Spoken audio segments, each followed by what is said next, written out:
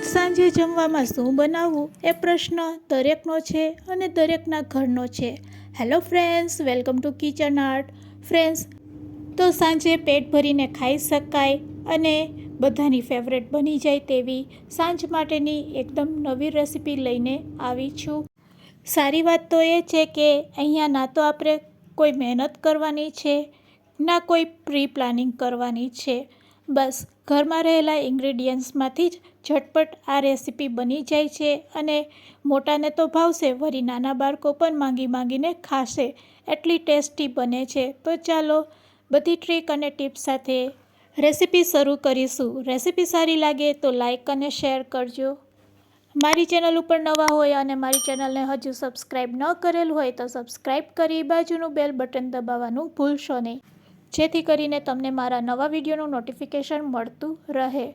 તો અહીંયા આપણે 1 વાટકી જેટલી છાશ લેવાની છે. તો 1 વાટકીના મેઝરમેન્ટથી અહીંયા આપણે આ રેસીપી બનાવવાના છે. તો અહીંયા આપણે 1 વાટકી જેટલી છાશને મિક્સિંગ બાઉલમાં લઈ લેશું. હવે થોડાક આપણે વેજીટેબલ્સ એડ કરવાના છે. તો મેં અહીંયા ચોપ કરેલી કોબી લીધેલી છે, 1 નાની વાટકી, અડધી વાટકી જેટલું ગાજર છીણીને લીધેલું છે, 1 મીડિયમ સાઇઝનું ટમેટું ચોપ કરીને લીધું છે, 1 નાનું મરચું ચોપ કરીને લીધું છે અને 1 મીડિયમ સાઇઝની ડુંગળી આ રીતે સમારીને આપણે એડ કરવાની છે. સાથે આ નાસ્તો વધારે હેલ્ધી બને તેના માટે આપણે પાલક લેવાની છે સમારીને. નાના બાળકો પાલક એવોઇડ કરતા હોય છે, પણ જો તમે આ રીતે નાસ્તો બનાવીને આપશો તો બાળકો જરૂરથી પાલક ખાશે. હવે લીલું લસણ નાખશું 1 ચમચી જેટલું સમારીને. બસ હવે બધી વસ્તુને આપણે એક વખત મિક્સ કરી લેશું. અહીંયા તમે ફ્રીજમાં રહેલા કોઈપણ વેજીટેબલ્સનો ઉપયોગ કરી શકો છો.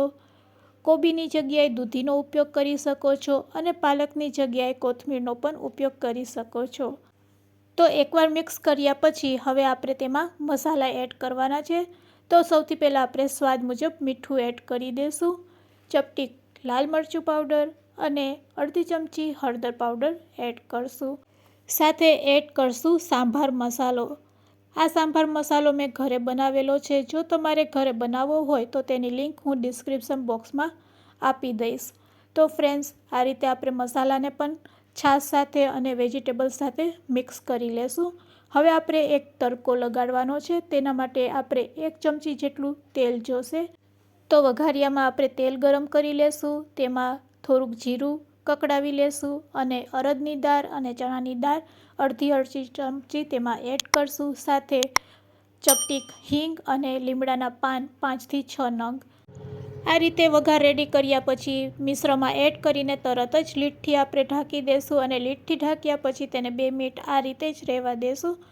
તો આ રીતે વઘાર કરવાથી રેસીપીનો સ્વાદ છે તે 4 ગણો વધી જાય છે અને એક સરસ જે આપણે રેસીપી બનાવીએ છીએ તેમાં સ્વાદ આવે છે. તો બસ આટલી વસ્તુ એડ કર્યા પછી હવે આપણે લેવાનો છે ઘઉંનો લોટ. તો ફ્રેન્ડ્સ, આ રેસીપીને હેલ્ધી બનાવવા માટે અને સ્વાદિષ્ટ બનાવવા માટે અહીંયા આપણે જે વાટકીથી છાશ લીધી છે તેના કરતાં અડધી વાટકી આપણે ઘઉંનો લોટ લેવાનો છે.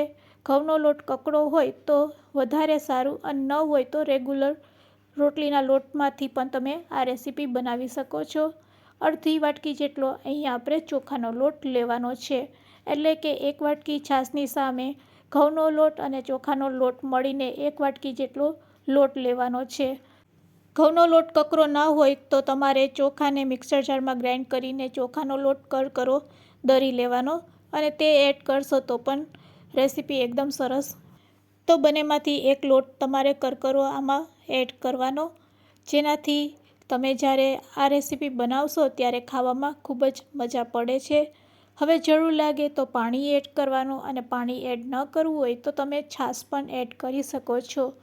તો ફ્રેન્ડ્સ, આ રીતે આપણે બેટર તૈયાર કરવાનું છે. હજુ આપણે બેટરમાં થોડુંક પાણી એડ કરશું અને બેટરને હલાવી લેશું. તો અહીંયા આપણે ના તો ઈનો ના તો સોડા કંઈ પણ એડ કર્યા વગર હવે આપણું બેટર રેડી છે અને તમે તેની થિકનેસ જોઈ શકો છો. તો ચાલો હવે આપણે ગેસ ચાલુ કરીશું અને નોનસ્ટિક તવા ઉપર આ રેસીપી આપણે રેડી કરવાની છે. તો તવાને આપણે ગરમ કરી લેશું, તેના ઉપર તેલ લગાડી લેશું અને તેલ લગાડ્યા પછી તેના ઉપર આપણે તલ સ્પ્રેડ કરવાના છે. તલ સ્પ્રેડ કરી થોડી કોથમીર સ્પ્રેડ કરશું સમારેલી, અને થોડોક સાંભાર મસાલો પણ સ્પ્રેડ કરશું. સાંભાર મસાલો ન હોય તો તેની જગ્યાએ તમે કિચન કિંગ મસાલા પણ સ્પ્રેડ કરી શકો છો અને પેરી પેરી મસાલો પણ એડ કરી શકો છો. તો જોવામાં એકદમ સરસ ટેસ્ટી લાગે એના માટે અહીંયા આપણે પહેલાં તવા ઉપર કોથમીર મસાલો અને તલ સ્પ્રેડ કરીશું, અને પછી બસ 1 ચમચા જેટલું બેટર લેવાનું છે. ફરીથી ઉપર તલ, કોથમરી અને મસાલો સ્પ્રેડ કરીશું અને લીડથી તેને ઢાંકી દેશું. એક બાજુ સરસ પાકી જાય પછી તેને આપણે પલટાવી લેશું. તો એક બાજુ સરસ તે કૂક થઈ ગયું છે. તો ચાલો હવે તવેથાની મદદથી આપણે તેને પલટાવી લેશું. તો ફ્રેન્ડ્સ, મુઠિયા, પરાઠા અને ઢોકળા કરતાં કંઈક અલગ ખાવું હોય તો આ નાસ્તો સાંજે જરૂરથી ટ્રાય કરજો, કારણ કે આ નાસ્તો ખૂબ જ હેલ્ધી છે અને પેટ ભરીને ખાઈ શકો તેવો છે. વળી બનાવવામાં પણ ખૂબ જ ઇઝી છે. ના તો સોડા ના તો ઈનો, વળી ખૂબ જ ઓછા તેલમાં આ નાસ્તો તૈયાર થાય છે. તો આ રીતે એક બાજુ શેકાઈ જાય એટલે તેને પલટાવી લેશું અને તેને બીજી બાજુ પણ શેકી લેશું. તો તમે જોઈ શકો છો આપણો નાસ્તો છે એ તવા ઉપર પણ ચોટતો પણ નથી અને ખૂબ જ સહેલાઈથી તે પાકી જાય છે. તો છે ને બનાવવામાં પણ ખૂબ જ ઇઝી. બસ આ રીતે આપણે બધા બેટરમાંથી આ રીતે નાસ્તો તૈયાર કરી લેશું. આ નાસ્તાને તમે ટમેટાની ચટણી સાથે ખાઈ શકો છો.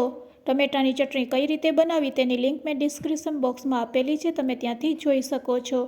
ચટણી વગર પણ આ નાસ્તો ખાવામાં ખૂબ જ સરસ લાગે છે. ચટણી વગર પણ તમે આ નાસ્તો એન્જોય કરી શકો છો. તો આજે સાંજે તમે પણ ચોક્કસથી આ રેસીપી ટ્રાય કરજો અને ટ્રાય કરીને મને કહેજો કે રેસીપી કેવી લાગી છે. તો ચાલો હું તમને ટેસ્ટ કરીને કહું છું કે નાસ્તો છે તે કેવો રેડી થયો છે. વાવ ફ્રેન્ડ્સ, ખરેખર ખૂબ જ ટેસ્ટી લાગે છે. ચોક્કસથી ટ્રાય કરજો. અને હા, વિડીયોને એન્ડ સુધી જોયો હોય તો એક લાઈક જરૂરથી આપજો અને તમારા ફ્રેન્ડ્સ, મિત્ર, ગ્રુપમાં શેર કરવાનું ભૂલશો નહીં. અને હા, ચેનલ ઉપર નવા હોય તો ચેનલને સબસ્ક્રાઈબ જરૂરથી કરી લેજો. Thanks for watching. ફરી મળીશું એક નવી રેસીપી સાથે.